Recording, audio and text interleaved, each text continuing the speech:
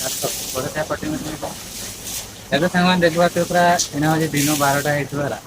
ମୁଁ ପୁରା ଏଇନା ହିଁ ଉଠିଲି ଜାଷ୍ଟ କାହିଁକିନା କାଲି ରାତିରେ ହଉଛି ଡ୍ୟୁଟି ଯାଇଥିଲି ତାପରେ ଆସିକି ଛଅଟା ବେଳେ ଆମର ଛୁଟି ହେଉଛି ଛୁଟି ହେଉଛି 6ଟା ବେଳେ ଆସିକି ଶୋଇପଡ଼ିଥିଲି ତାପରେ ଡାଇରେକ୍ଟ ଏକାଥରେ ମାନେ 12ଟା ବେଳେ ଉଠୁଛି ହେଲା ମୋ ଭଳିଆ କଥା ହଉଛି ଦୁନିଆରେ କାହା ଦେଖିନଥିଲି ତାପରେ ଏବେ କ'ଣ କରିବି ନା ମୋର ଡ୍ରେସ୍ ଗୁଡ଼ା ସବୁ ମାନେ ମଇଦା ଲାଗିକି ପୁରା ବଢ଼ିଆ ହେଇଯାଇଛି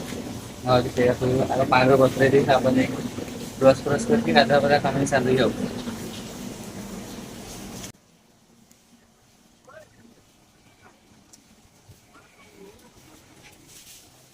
ମୋ ଡ୍ରେସ୍ ହେଲା ଏଗୁଡ଼ା ହେଉଛି ଆମର କମ୍ପାନୀ ୟୁନିଫର୍ମ ଗୁଡ଼ା ଏଇଟା ପିନ୍ଧିକି ସବୁ ଡ୍ୟୁଟି ଯାଆନ୍ତି ଡ୍ରେସ୍ ସବୁ ମଇଦା ଲାଗିକି ପୁରା ବତରା ହେଇଯାଇଛି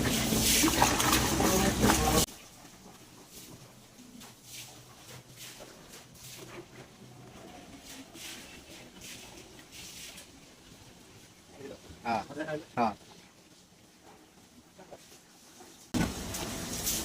ମାଙ୍କ ପତ୍ର ଦେଲି ତାପରେ ବ୍ରସ୍ କରିକି ଗାଧୋଇ ସାରିକି ରୁମ୍ ଯିବି ଆଉ ସବୁଠୁ ଇମ୍ପୋର୍ଟାଣ୍ଟ କଥା ହେଉଛି ସେଇଟା ଆପଣମାନଙ୍କ ପାଇଁ ନୁହେଁ ମୋ ପାଇଁ ବହୁତ ଇମ୍ପୋର୍ଟାଣ୍ଟ କଥା କାହିଁକିନା ମୁଁ ହେଉଛି ନୂଆ ନୂଆ ଭିଡ଼ିଓ କ୍ରିଏଟ୍ କରୁଛି ଆଉ କ୍ୟାମେରା ସାମ୍ନା ଆସୁ ଫାଷ୍ଟ ଟାଇମ୍ ଫେସ୍ କରୁଛି ହେଲା କଥା କହିବାରେ ଟିକେ ଏପଟ ସେପଟ ହେଇଯାଉଛି ଯଦି ବି କିଛି ଭୁଲଭାଲ କହିଦେବି ତାହେଲେ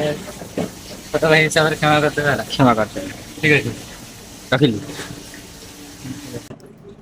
ଏଇ ବାଲ୍ଟିରେ ମୋର ଡ୍ରେସ୍ ସବୁ ପାଣିରେ ବତୁରାଇ ଦେଇଛି ତାପରେ ଏପର୍ଯ୍ୟନ୍ତ ବ୍ରସ୍ ବି କରିନି ନା ଏବେ ବ୍ରସ୍ କରିଦେଉଛି ବ୍ରସ୍ କରିସାରିଲା ପରେ ମୋ ଡ୍ରେସ୍ ଗୁଡ଼ା ସବୁ ସଫା କରିଦେଲି ସଫା କରିସାରିଲା ପରେ ମୋ ଦାଢ଼ି ଗୁଡ଼ା ବି ଟିକେ ବଡ଼ ବଡ଼ ହେଇଯାଇଥିଲା ତାକୁ ବି ଟିକେ ଭଲସେ ସେଭିଂ ହେଇଗଲି ପାଇଁକା ମୁଁ ଏବେ ଗାଧେଇକି ପ୍ୟାଣ୍ଟ ସାର୍ଟ ସଫା କରିକି ବର୍ତ୍ତମାନ ମୁଁ ତଳକୁ ଏବେ ଆସିଲି ଆଉ ତଳକୁ ଯାଇଥିଲି ଖାଇବା ପାଇଁକା ଖାଇବା ପାଇଁ ଏବେ ନେଇକି ଆସିଲି ଏବେ ଖାଇବି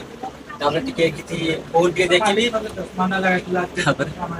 ତାପରେ ରାତି 10ଟାରେ 8ଟା ବେଳକୁ ଖାଇକି ରାତି 10ଟାରେ ଡ୍ୟୁଟି ଯିବ ବର୍ତ୍ତମାନ ପାଇଁକା କାଲି ସକାଳ 6ଟାରେ ଆସୁଛି ବାଏ ଗାଇସ୍ ବାଏ